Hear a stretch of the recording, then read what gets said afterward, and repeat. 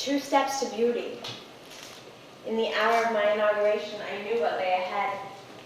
I was pledged to taking the 2 steps to beauty. With that frame of mind, I set myself to a lifelong task that would teach me the references, the perception and the appreciation from fathoming a perfect order of things, an unshakable cosmic aesthetic, true and deductive and cold, and towards the gravity of central continuum.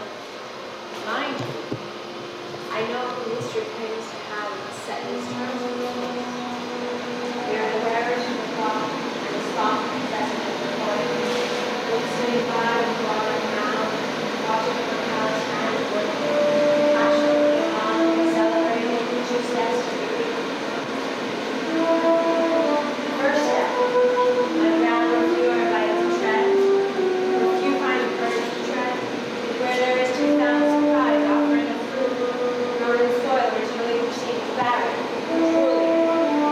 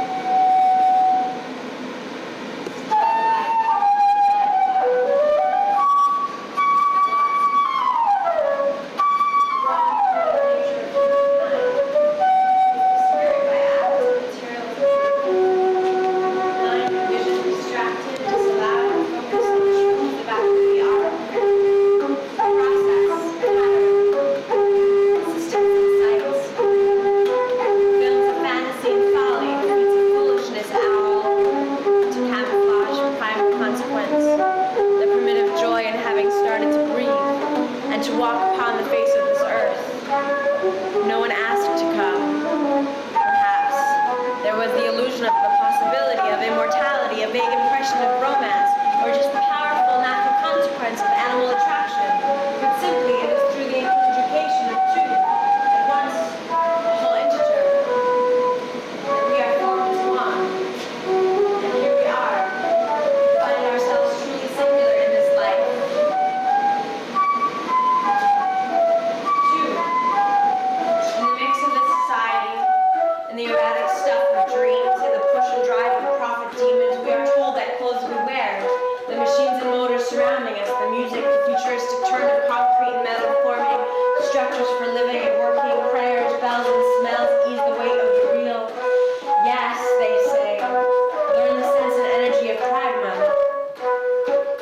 practicos and parigma, and dwell in high hellenic places of the mind, society, and ether. But who buys the dogma? Who is it that believes the tale of the myths?